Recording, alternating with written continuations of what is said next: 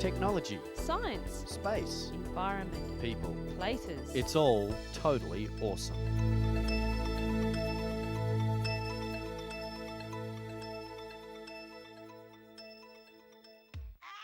Hi and welcome to the show.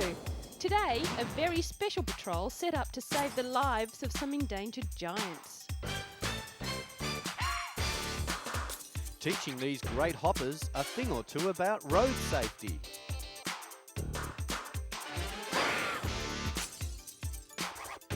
We go to a cinema where you can really get involved in all the action.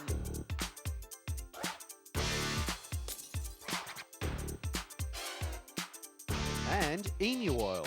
Is it the new wonder tablet for those suffering from arthritis? We'll find out this week on Totally Awesome.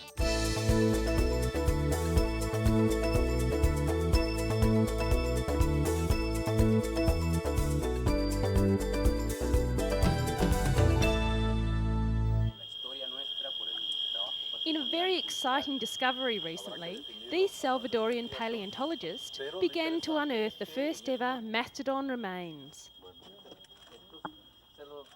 Found in the small Central American nation, the fossils, which date back 6,000 years, were recently discovered just north of the Salvadorian capital.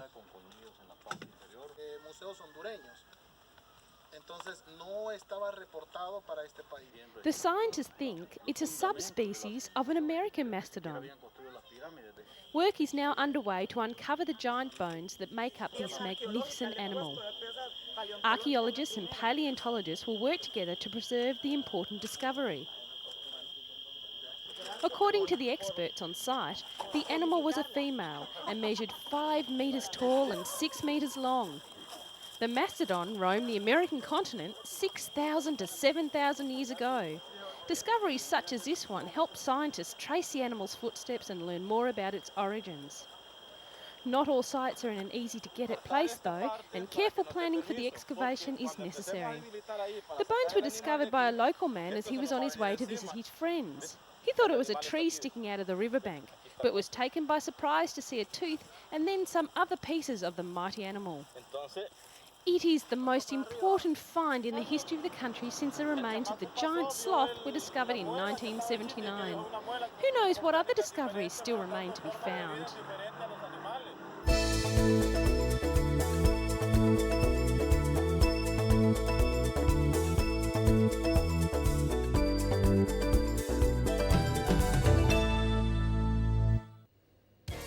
Still on amazing discoveries, a 2-acre covered courtyard in the centre of this museum has been opened to the public for the first time in 150 years.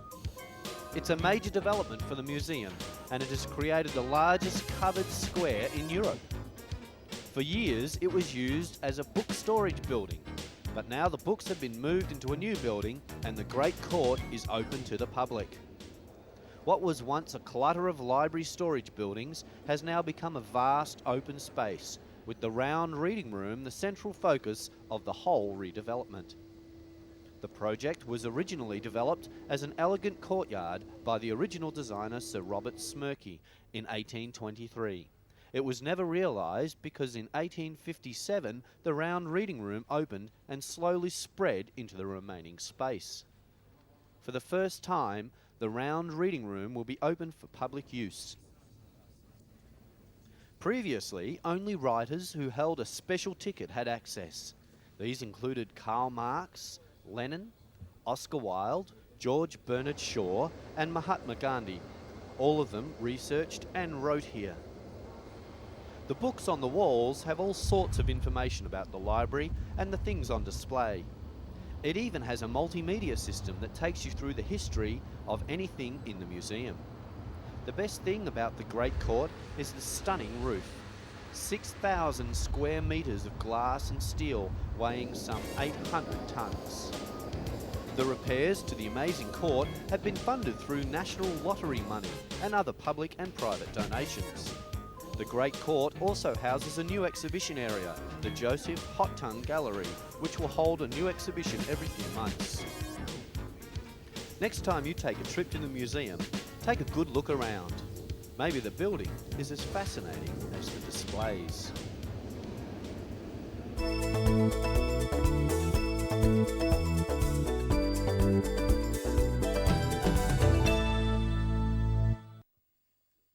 Here's one job that's head and shoulders above the rest. It's a unique patrol unit of 5 endangered Sumatran elephants and their handlers or mayouts. Their job is trekking through some of the world's toughest terrain in the Gayaan Lesser National Park in northern Sumatra.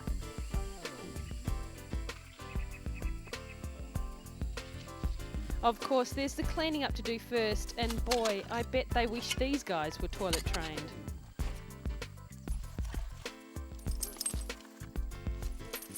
Bound by chains isn't the nicest image to have. However, these giants are helping in so many ways to help the environment and save their own endangered species. The park is nearly 2.5 million hectares of tropical rainforest and is the only place on Earth where 4 of the world's most spectacular animals, the orangutan, rhinoceros, elephant and tiger, can be found living together.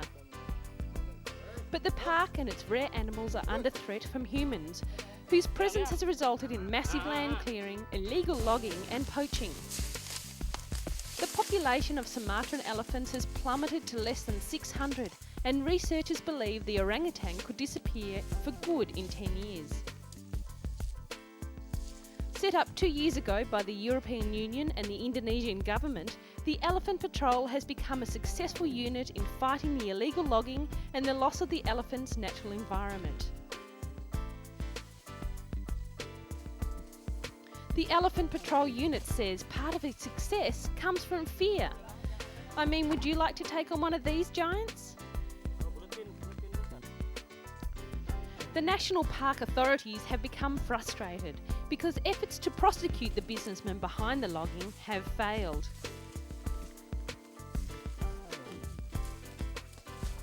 But there has been success in reducing some of the logging within the park boundaries, and that's due to the work being done by the Elephant Patrol.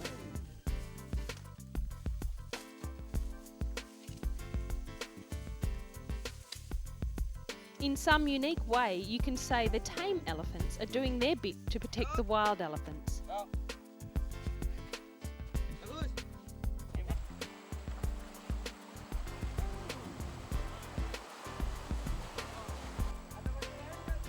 It's a tough job, long hours, exhausting heat, thick jungle, but at the end of the day there's something to look forward to.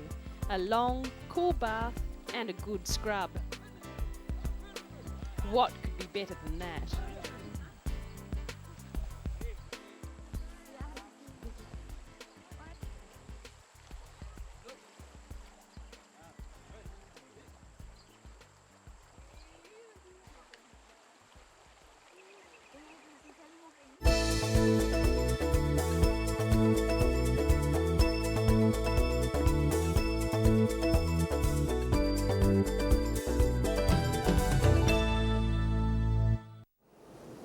It could be anybody's worst nightmare, a fire breaking out on board an aircraft. Airport firefighters are tackling the blaze within minutes. Fortunately, this is not an emergency situation, but the fire on board this specially equipped Boeing 747 training facility is very realistic. It was designed and built by IFTE, a highly trained and certified company which specialises in providing equipment and training for disasters such as this. Before IFTE came onto the market, the firemen would train in an old ship container. They would put some old straw in the corner, pour some petrol over it, and then set fire to it. There was obviously a need in the marketplace for a more realistic setup. The success of the setup put the company in the spotlight. They were then asked by the military to produce a training facility for practicing counter-terrorist operations in airport hostage situations. A fire engulfs a factory ceiling. In this case, it looks like an ordinary commercial building, but the rig can be changed to simulate a ship's hold, a basement, a block of flats, a petrochemical storage unit, or an oil rig, even a submarine. IFTE not only provides the hardware for these situations, but also the specialist training for personnel to be able to save lives. This reputation has rocketed the company to world leader status. It's the training, the facilities, and the quick action that makes these firefighters ready to face any situation with the utmost confidence. This British company is now exporting its product and its specialist knowledge all over the world. The incredible demand on the international market will keep IFTE in its strong commercial position, at the same time ensuring the safety of millions of global travellers.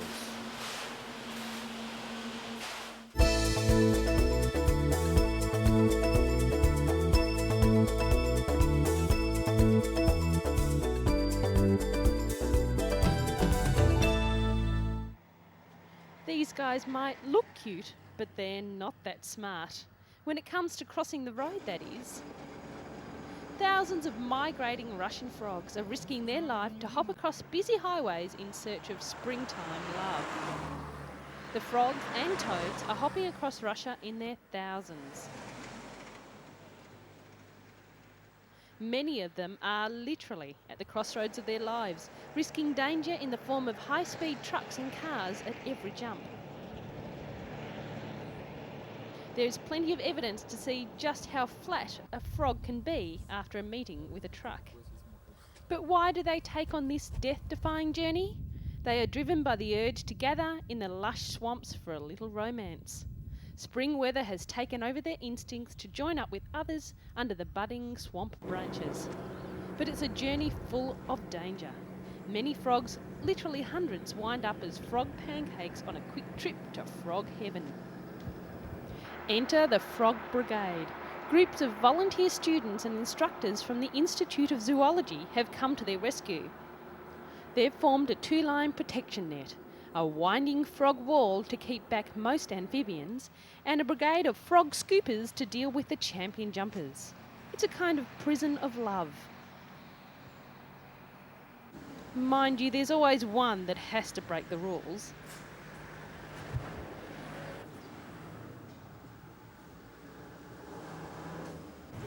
While many other European countries have built drainage ditches or special crossings for migrating frogs, Russia has been unable to build rescue routes needed due to lack of money.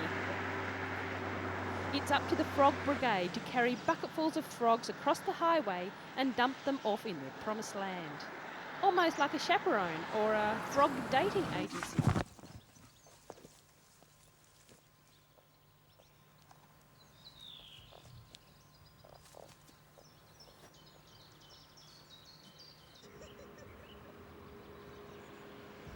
Alive and well, the frogs are able to concentrate on the important matters in a frog's life.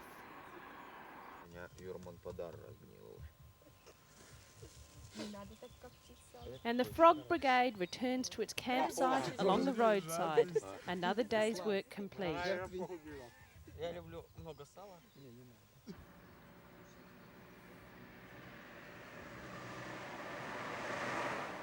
The Frog Brigade, making the world a safer, more romantic and somewhat less tragic place for frogs.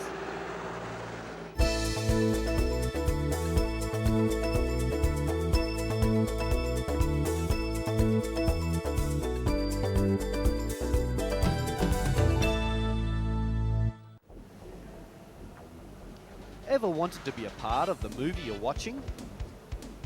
Fight with Lara Croft, drive in a car with Stuart Little, or swim in the ocean like Banjo. In a few years, you may just have the chance. An Australian university and a German digital research institute have pioneered a new form of interactive cinema. An interactive cinema prototype will have its first showing in Melbourne, Australia in November. It will allow viewers the chance of not just watching a film, but immersing themselves in it by controlling what they see and hear. The project is called II Cinema, or Interactive and Immersive Cinema. What interactive cinema allows is the chance for people to test out various scenarios, rather than just being stuck with one. And it looks as if there's going to be plenty of choices: running in a landscape, climbing a mountain, or taking a tour of a grand mansion. The interactive and immersive cinema prototype is a 360-degree cylinder screen with a rotating platform at its centre.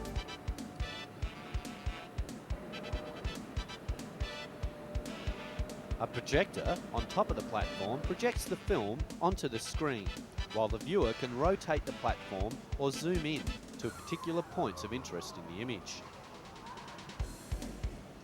In a sense, the viewer becomes the director and the editor of the film. The image is created by using multiple cameras and then stitching the images together in post-production, creating the illusion of a seamless 360-degree panorama. It is unlikely it will replace traditional cinema in the short term, rather becoming another form of what we know as cinema. The first showing will take place in November, when a prototype is unveiled at the Australian Centre for the Moving Image in Federation Square,